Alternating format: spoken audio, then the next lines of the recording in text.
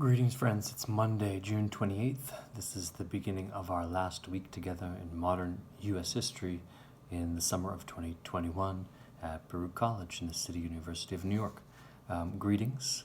Hope you guys are staying cool. I have received many of your exams, and I will get to work on those as soon as possible. I am planning, as usual, to have them back for you very soon, certainly by the end of the week. This week is a little bit different from past weeks, our 3 past weeks together. This is our 4th, because we do not have a test at the end of this week. Instead, what we have is a final exam essay, a final essay that will be distributed on July 5th and will be due on July 8th. Okay, I'll say much more about that at the end of the week. For now, we do not have a test. Instead, we have a final essay coming up after the holiday weekend. All right, just to keep in mind, we are still moving forward into the second half of the 20th century with chapters 24, 25, and 26 of Eric Foner, which bring us right up to the central questions of our contemporary moment and which will be essential to you in your efforts to answer the final essay question that will be distributed next week. Okay, it will not be possible to answer that final question without a deep understanding of these 3 chapters and these issues that come up within them. Okay, where do we begin? We begin where we left off last week with the Cold War. At the end of last week, we're talking about the whys of the Cold War and and kind of defining it and understanding what it was and why it happened. What we're concerned with now over the next few days are some of its most important consequences. We have said that the Cold War shaped more than anything else, shaped the modern United States and even continues to shape our contemporary moment. Well, how specifically? To what extent? Okay? Why did it matter? All right? That's our subject beginning today, but continuing in many ways through the rest of this week. It's an interesting question why the Cold War mattered, what its consequences were, because because war is usually not a part of our most familiar images of this period. Right? When we think of the post-war period, our minds go to an image like that suggested by the chapter title, which is an affluent society. Our minds go to something like a golden age of American prosperity. And what we want to think about today as we begin to think about the consequences of the Cold War was, well, what does that mean? What does an affluent society really mean? What does a golden age of American prosperity mean, and for whom? To question the relevance of those ideas or to question those terms is not to deny that certain parts of them are valid. It's not to deny economic history. I mean, there was an extraordinary economic boom after World War II that we've already begun to discuss, where war industries became such an enormous part of the American federal budget, and as a result, gross national product more than doubled. Gross national product doubled in 15 years after the end of World War II. In other words, between 1945 and 1960. And what came along with this immense output of economic output during this time was what Foner calls an extraordinary standard of living, an extraordinarily high standard of living that became, in some ways, in the process, the baseline standard for membership in the American middle class. Right? What we're talking about now are all those kind of stereotypical features of our stereotypical images here. We're talking about a suburban home, talking about a car in the driveway, a TV in the living room, right? 2.3 kids, mom in the kitchen, dad at work during the day. It's like these stereotypes are like the setup for a black and white sitcom that is ultimately not that funny. And it's not. We're not saying when we critique these stereotypical images, we're not saying that they're untrue. that they're false. Okay? There's some aspects of that stereotype that were real. There were more than 50 million cars in the United States at this time. There were more than 50 million TV sets owned by American families. The suburbs were being built all over the place, including whole new regions of the country that were dedicated to suburban development, such as California, especially the area around Los Angeles and the American West more generally. Many parts of these stereotypical images were true, but nor is it exactly right to say that these were false. But what they were was something more than reality. They were, in a sense, a propagandized version of reality. What I want to suggest to you is those stereotypical images of an affluent society, post-war, golden age of post-war prosperity in the United States. Those images were themselves weapons in the Cold War. They were propaganda that were produced in large part with government support and by the government's business partners, and distributed around the world to advertise the American way of life. They were especially targeted to those people in the emerging what became known as the Third World during this period, and held out to them as examples of what was possible or what was promised if they would only reject communism and the Soviet Union and embrace capitalism and the United States.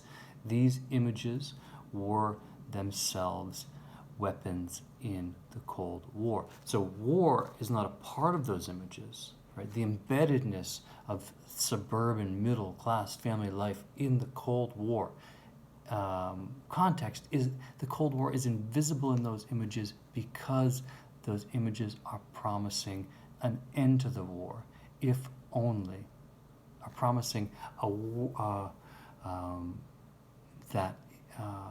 that's what the world could be like if people would end the Cold War and join the United States. Right? They were themselves weapons that promised the end of the war in a more universal vision of prosperity. And the truth is, for people who lived in those images themselves, for people who lived even middle class, even the well-off, even middle class, even people who did live in new suburbs and have well-paying jobs and have kids and have families, even their lives were during this Cold War era, were shot through with much darker features. For example, the new suburbs that were being built. Well, these new suburbs that were being built, for example, Levittown on Long Island, were underwritten and subsidized by U.S. government programs such as the Eisenhower Interstate Highway System that made it possible for people to get to from their suburban homes to their jobs in cities more easily, and that was great for the car manufacturers because people, of course, needed cars to park in their driveways and drive to work and whatnot. But the suburbs themselves were explicitly and starkly segregated by race and ethnicity. In Levittown, for example, in some ways the archetypal American post-war suburb, black families were specifically excluded. I want you to think about why. Okay? As you read this chapter, look for the reason why that was true. Right? When the Levittown was developed by the Levitt brothers. The Levitt brothers were Jewish. They also excluded Jewish families from their suburbs. And I want you to ask why that's true. The suburbs were government-funded forms of racial and ethnic exclusivity. Within those suburbs, yes, many people who lived there had great jobs that were very highly paying, right? Provided a pathway into an abundant middle-class lifestyle of appliances and like good refrigerators and new stoves and new TV sets and a new car every handful of years. Many of those jobs were deeply embedded in what became known in this time as the military-industrial complex. Many of those jobs entailed working for corporations who were, in effect, the government partners with fighting communism around the world. That was true even if they didn't make something like weapons or munitions, even if they were advertising firms, or even if they were car manufacturers, or even if they were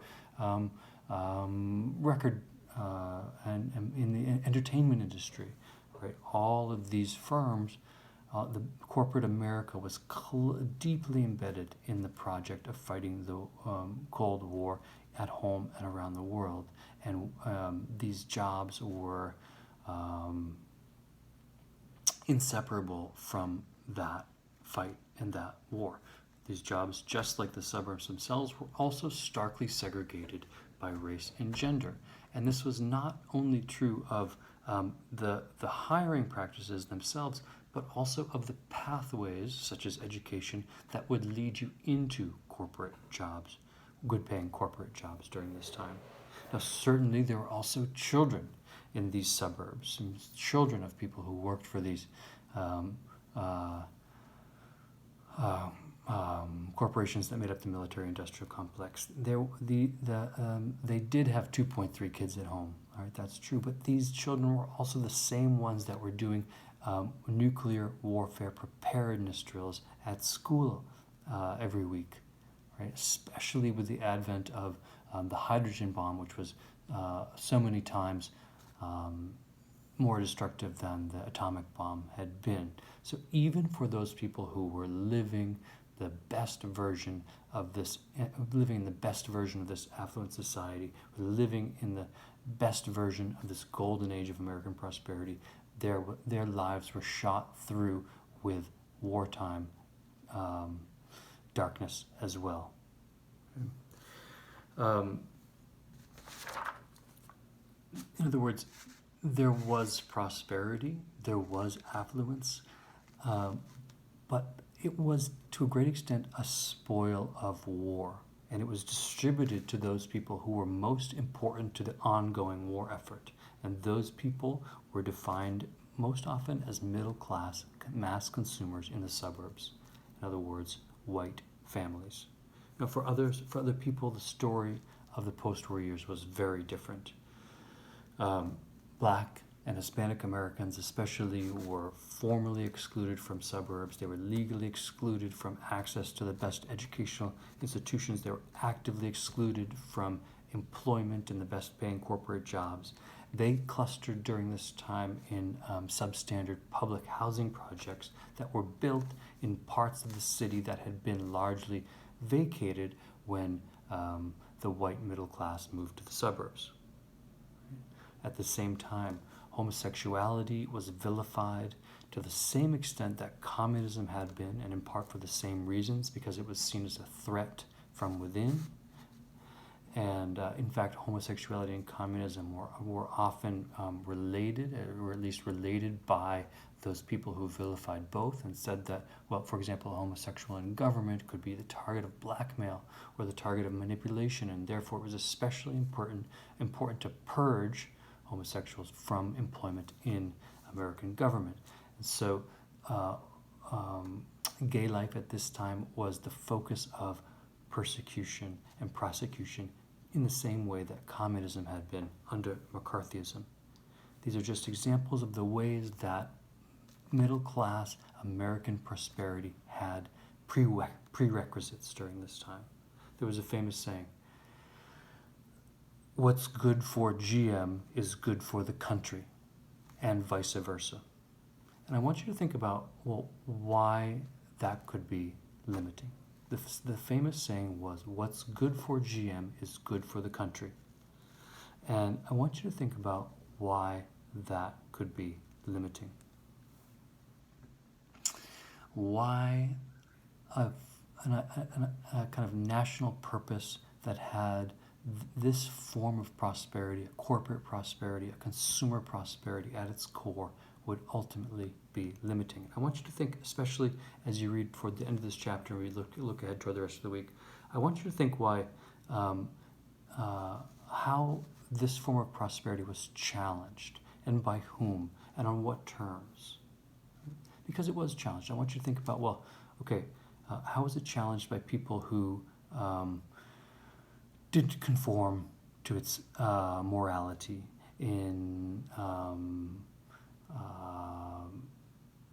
who didn't subscribe to its morality? How was it challenged sexually? How was it challenged culturally? How was it challenged racially? And how, for example, how did the Beat Generation challenge American culture? How did Playboy magazine challenge post-war American culture? How did the Supreme Court case Brown versus the Board of Education, which eradicated the doctrine of separate but equal and insisted that separate was inherently unequal, how did that challenge the basis of consumer prosperity on its own terms? How did the Montgomery bus boycott challenge American mass consumer prosperity on its own terms? How did these challenges to the affluent society, or the quote-unquote golden age, use the principles that the United States avowed to challenge the practices that were enforced in the name of those principles? Right? That's what I want you to think about as you read this material. The terms for today are Levittown Military Industrial Complex, Brown versus the Board of Education, Bandung Conference, the Southern Christian Leadership Conference, and Howl, which is the name of a poem, Howl. Levittown Military Industrial Complex, Brown versus the Board of Education, Bandung Conference, Southern Christian Leadership Conference, and Howl. Those are the terms for the day. We've covered a lot of ground very quickly in this class, but we're close to wrapping up a successful semester, and let me know this week as we move in that direction how I can help. All right? We'll talk with you soon.